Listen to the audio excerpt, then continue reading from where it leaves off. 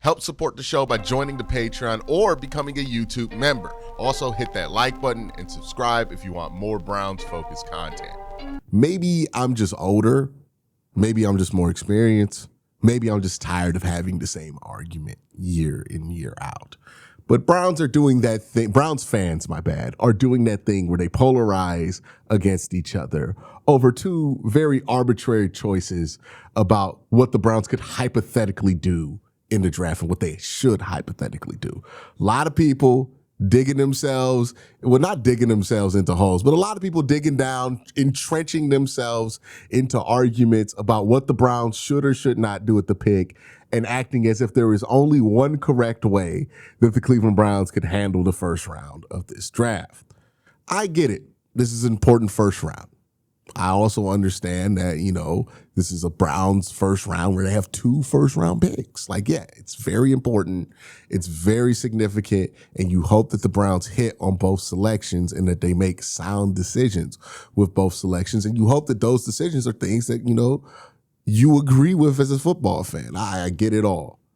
But the reality is that this year, the polarization about what some of the Browns' choices could be at this draft, like this whole MONROE, FREELING, or CARNELL TATE thing that the local media seems to be pushing, local radio seems to be the go-to subject.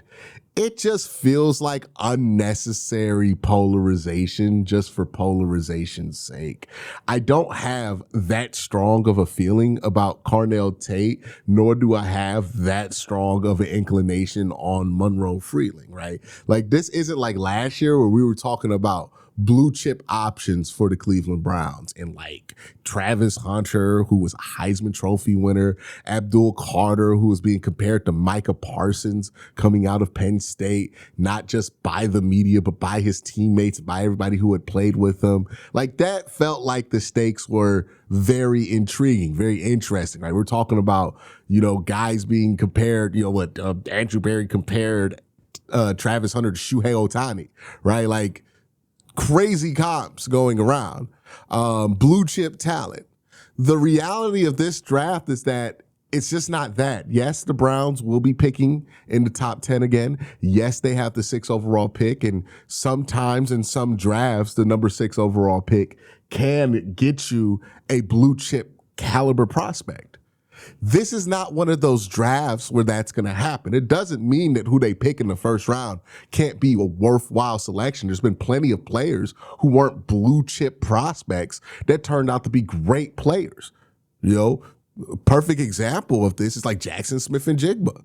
He wasn't a blue chip prospect. He went 20th overall. Still had a great career. Right? Justin Jefferson. So not to say that none of these guys are capable of having great careers or anything like that, but the probability that one of these guys are going to be so good that they're going to get you 1,600 yards receiving or something, it's just not that, right? What you have in this draft class are a couple of blue chip options at the top that are probably going to go early, right? We're talking about Marvell Reese. We're talking about Fernando Mendoza. Maybe Ruben Bain. Caleb Downs doesn't seem like he's going to go super early, even though I would consider him a blue chip prospect at a non-blue chip position, kind of similar to Ashton Jeanty, where it's Ashton Jeanty, blue chip prospect. His position, not a blue chip position. So not going to be an option for everybody. Don't think he's going to be a deep consideration for the Cleveland Browns. Maybe I'm wrong on that. I'm open to being wrong on that, but that just feels like where things are headed right now. But not a lot of blue chip options. And the argument that people have been having online, on the radio, local media, all this stuff is MONROE, FREELING versus CARNELL TATE. And the reality is that both of these guys are not blue chip prospects, but B+ prospects. Prospects that in better draft classes with deeper positions would probably be going 15 to 20.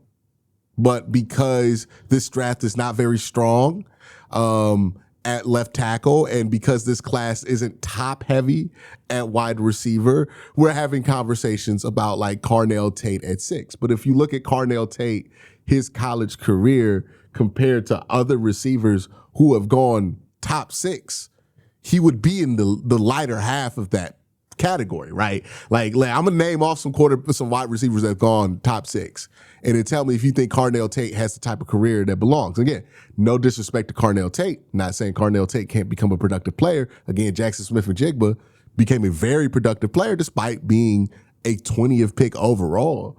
But you even ask yourself the question of, was Jackson Smith-Njigba coming out a better prospect than CARNELL Tate? And I think a lot of us will go, yeah, Jackson Smith-Njigba was a better prospect coming out than CARNELL Tate, given that he had that 1,600-yard season his sophomore year at Ohio State, where CARNELL doesn't have anything like on that level. So we look at the wide receivers who have been drafted that early, right? Andre Johnson. There's no way in hell that CARNELL Tate's comparable to Andre Johnson. Again, it's not disrespect. It's just the reality, right? Like Larry Fitzgerald, we're comparing him to Larry Fitzgerald.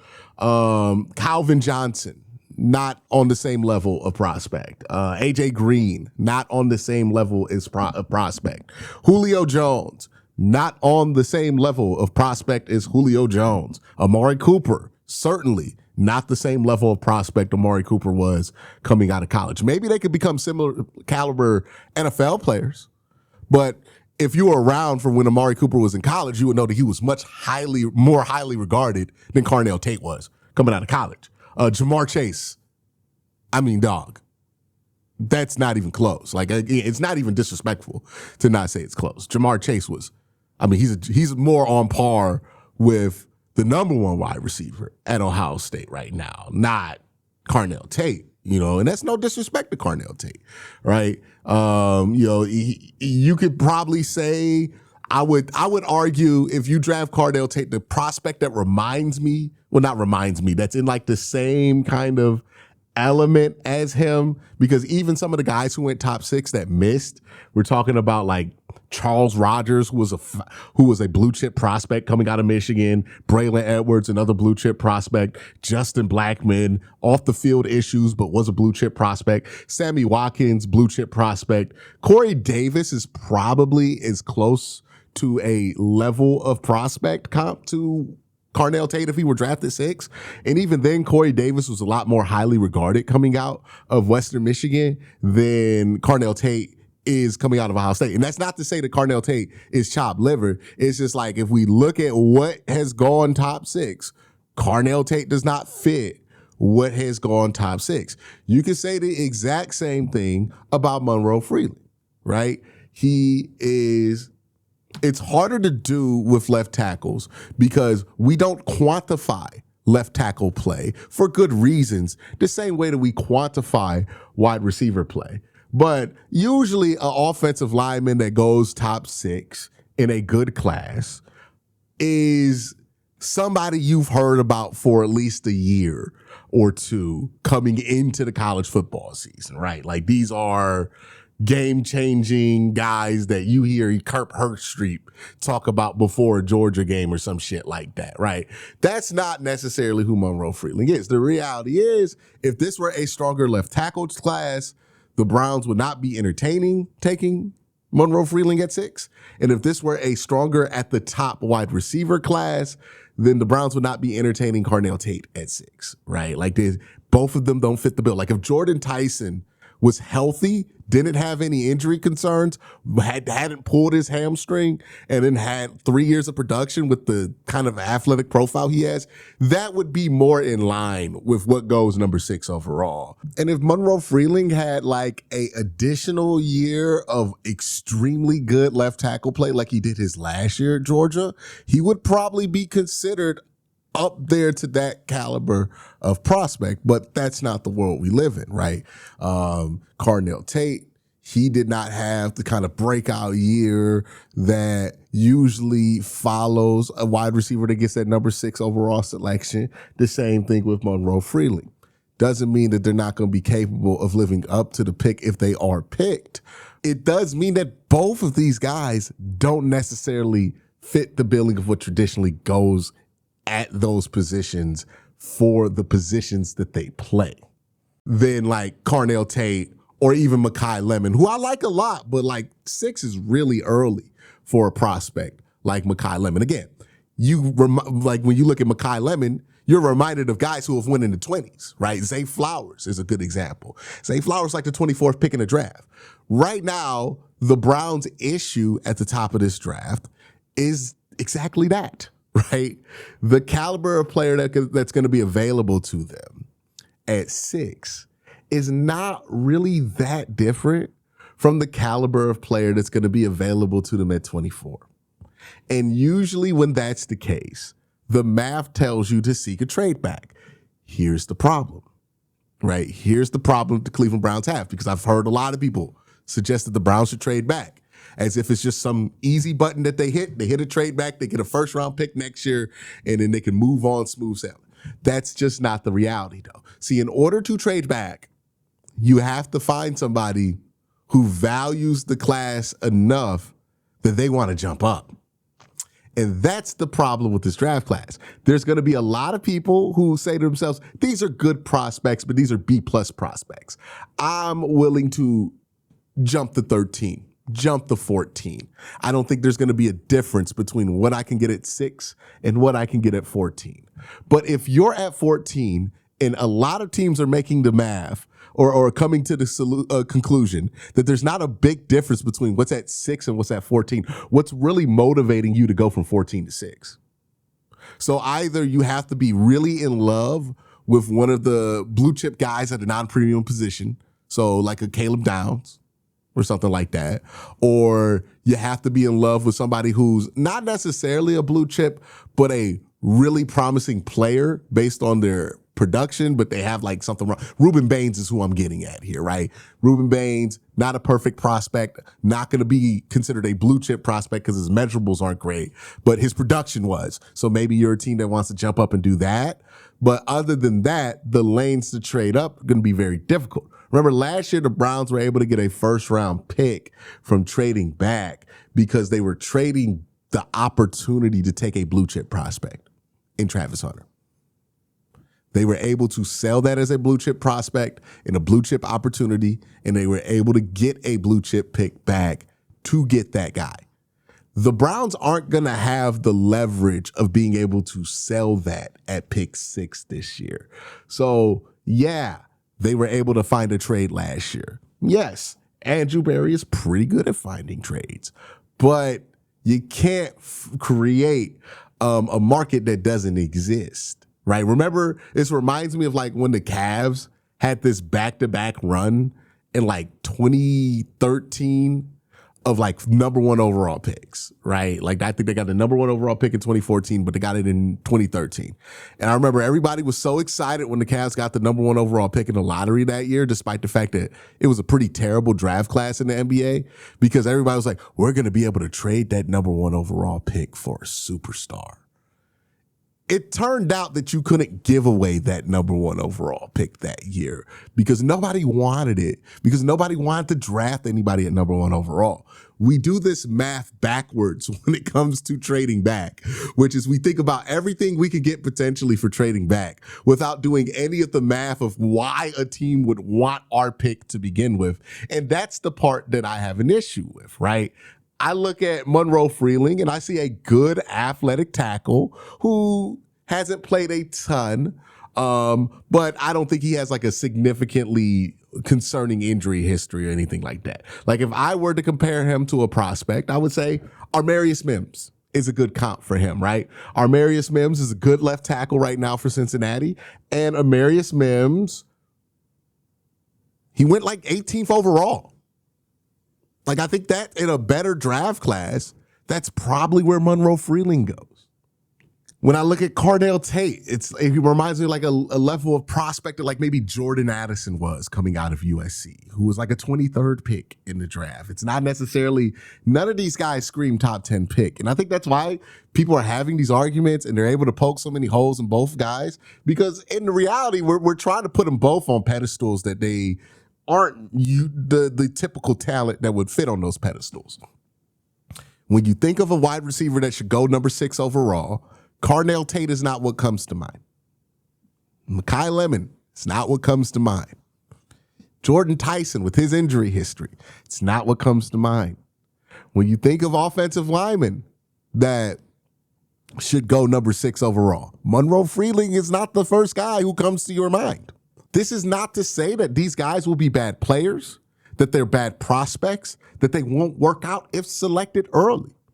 This is just to say that, hey, we know typically what is required from a player at a certain position to be drafted in a certain draft selection position. And we know that both these guys at both these positions don't really match what you usually get at number 6 overall. And I think the issue that the Browns are going to have is that most their options at 6 aren't going to match what you would typically want to get at number 6 overall or want to see from a prospect at number 6 overall. This is a much more difficult selection this year than last year, right? Last year, that the number 2 pick, you could have gone Abdul Carter, you could have gone Travis Hunter. They traded that pick, got an extra first round back, and then went into number 5 and still got Mason Graham. So that was pretty easy last year, right? The selection wasn't that difficult. You can make the argument that maybe they could have gone Membu, but you could say the same thing about Membu last year that people are going to say about MONROE FREELING, right? And I think that's the argument for MONROE FREELING is like, hey, Membu didn't match up with what you would traditionally see going top 10 in an NFL draft at left tackle, but the Jets drafted him, threw him at left tackle, and it worked out. So maybe the Browns could do that, right? It's a very similar prospect to that. You can make the argument that, Jackson Smith-Njigba wasn't thought of as a top 10 prospect, but if somebody did draft the number 6 overall, they would be happy with Jackson Smith-Njigba. So maybe you're saying we should just hope that that's how that works out. But the reality is we know what we typically want to see from a player when they're drafted number 6 overall. And we know that the options available to the Cleveland Browns don't match up what those hopes are. The more I think about it, the more I feel like this year's first round is more of a test for Andrew Berry because there are a lot of different ways that things can go wrong simply because there's not an obvious direction to go for the Cleveland Browns in the first round this year. You could go CARNELL Tate. There will be some people who cheerlead that decision. You could go Jordan Tyson and get a wide receiver or maybe Mekhi Lemon, and some people will like that decision quite a bit, but it's not like guaranteed to hit. Like none of those prospects that I name at the wide receiver, as I said, are top tier blue chip level wide receiver prospects. I mean, you're hoping that they're going to be a lot better or translate significantly better than they're projected to translate right now. If you take them that early, again, we're talking about a wide receiver range where Jamar Chase has gone in, right? Where Julio Jones, we're talking about Calvin Johnson, like some of the most talented wide receivers in the history of this game. And you're asking that of prospects who aren't going to be that caliber, right? Or at least they haven't been that caliber. Again, their career could be really high caliber. There have been fantastic prospects like a Braylon Edwards who didn't have fantastic careers. But it's also possible that you can, so the inverse is true. The inverse can be true, but there's a lot to mess up this year for Andrew Berry. And that's why I'm not too set in stone about what the Browns should do, because I think there's a lot of flexibility with what the Browns could do. I think there's going to be a lot of different options available to the Cleveland Browns when it comes to how they want to handle this draft, how they want to handle this first round, what they could do, who they could take, what positions they could end up being in, and what ultimately might make the most sense for this football team overall. This is going to be a bigger test for Andrew Berry than last year's first round was, because last year the Browns were asking him to do something with the second overall pick, which was a highly sought after asset. Now the Browns are being tasked to fix multiple things in this first round with a number 6 pick in a draft where the number 6 pick is not going to net you a blue chip prospect. Could net you a blue chip player if you pick right, but not a blue chip prospects. So it's not like it's going to be an easy choice. There's going to be some projection required. Maybe you see a future where MONROE Freeling can be a blue chip level player for you, but you're going to have to kind of go out on a limb if you take him at number 6. The same thing is true of any wide receiver that you would take at number 6. Maybe you see a world where CARNELL TATE, given the number 1 wide receiver responsibility, can blossom much like Justin Jefferson did when he was away from Jamar Chase in Minnesota. But you're going to have to go out on a limb because right now his college career doesn't really justify taking him at 6. Or maybe you can find a trade, which is going to be very difficult, given that there's not much of a market for teams trading back, right? Think about something I said earlier. The prospect pool after about number 2 or 3, it's not that different from what's going to be available in the late part of the first round. Which means if you're sitting at pick 17, 16, 15, 14, 13, 9, there's really not a lot of motivation to move up, is there? So, like, how are you going to manufacture a market when all logic tells you that there shouldn't be a market to begin with? That's why I think this is going to be a much more interesting test of Andrew Berry's ability. If you ask me what I think the Browns should do, me personally, if they're in a position to either draft a wide receiver or a left tackle, and let's say they've traded back already or they don't have a trade back available to them, if the choice is CARNELL TATE or MONROE Freeling, like sports media world wants me to argue about, I lean towards the offensive lineman, the left tackle in that case, because, and this is shout out to JP Acosta, I think he puts this in terms that makes a lot of sense.